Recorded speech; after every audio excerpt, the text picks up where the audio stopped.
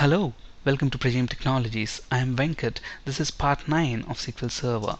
In this session, we'll understand what a unique key constraint is, when do we use unique key constraint over primary key constraint, and the differences between unique and primary key constraints.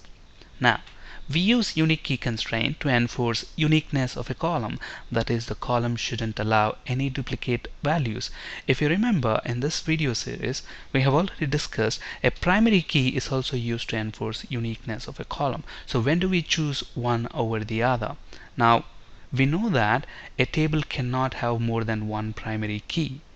Now let's say in my table I have person ID, which is already a primary key, and I also have email ID, social security number, passport number columns, and I want to maintain uniqueness of each of these columns. Okay, so is it possible to do that using primary keys? No, because why? A table can only have one primary key. So that's when you make use of this unique key constraint. Okay, a table can have more than one unique key constraint. So this is one of the primary differences between a primary key constraint and a unique key constraint, and this is one of the very common interview question that's asked these days. So if you look at this, a table can have only one primary key but more than one unique key. So when do we choose unique key constraint over primary key constraint? If there are multiple columns in a table where you want to maintain uniqueness, then we go for unique key constraint.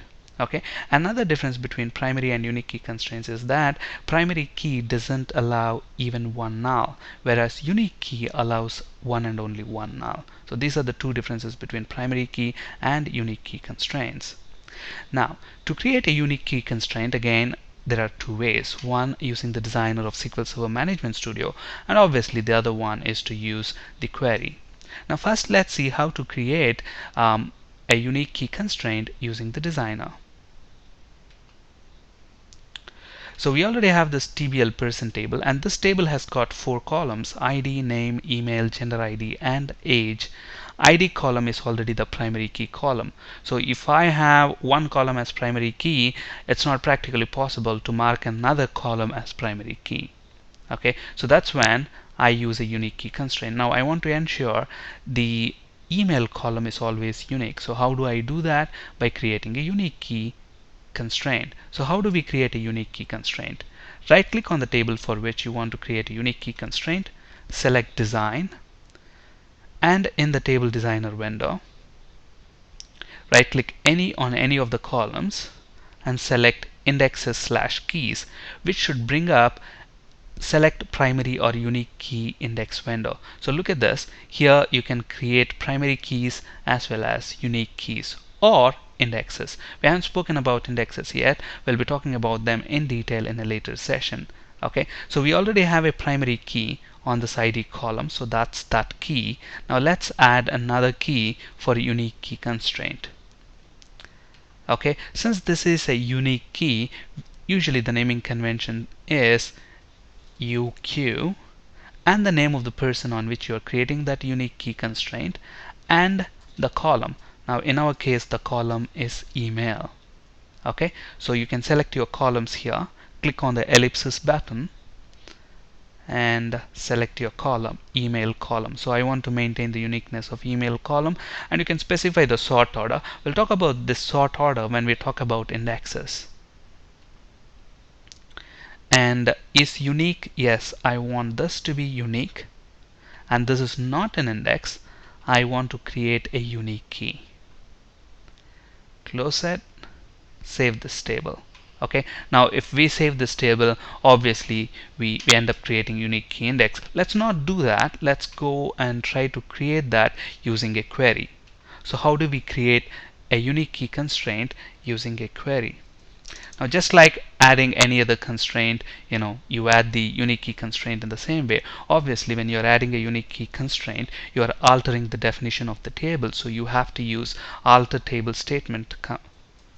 So alter table TBL person, and how do we want to alter the table? By adding a unique key constraint. So add, what do we want to add? We want to add a constraint and give the constraint a meaningful name. So UQ for unique key constraint underscore, on which table are you creating this constraint? On TBL person table, and on which column, email column. Okay, so we are adding a constraint with this name, and obviously what type of constraint are you adding? A unique key constraint, so unique. And for which column are you creating this? Email. So that's it. So execute that. Now if you refresh the keys folder, expand this, you should see UQ TBL person email. Now let's try to insert a row into this table and see what's going to happen. So since this table has got 4 columns, we have to supply the values for these 4 columns. So insert into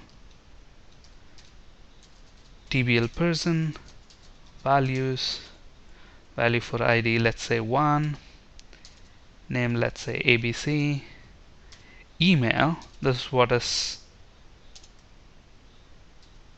a.a.com, a@a.com, and gender ID, let's say 1, and age, let's say 20. Now let's insert this row. Okay, so if you look at this table, we've got a@a.com. Now let's try to insert maybe another person whose name is XYZ, and by mistake, or he is intentionally entering this a@a.com. Look at this, and remember, we already have a unique key constraint on this column. So if I try to enter this query, execute this query, we should get a unique key constraint violation error. So let's see that. When I press F5, look at this, violation of the unique key constraint, and look at the name of the constraint that we have created, UQ TBL person underscore email, and it clearly says cannot insert duplicate key in object TBL person. Alright, so how do we drop this constraint? Now, just like how we drop other constraints, we drop unique constraint in the same way. Obviously there are 2 ways to do that. One is you can go to the constraint, right click on that, and you have an option to delete that, or you can do that using a query. So how do we do that using a query? Drop constraint. So we want to drop a constraint and the name of the constraint. What's the name of the constraint? UQ TBL person underscore email. So when I press F5,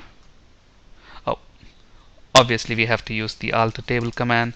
So alter table, which table? TBL person. And how do we want to alter that? By dropping the constraint. So press F5, so the constraint is dropped. Refresh the folder, and you should see that's gone. And if I try to execute this now, I will be able to insert a duplicate value for email address. Look at this, I have this duplicate. On this slide, you can find resources for ASP.NET and C# interview questions.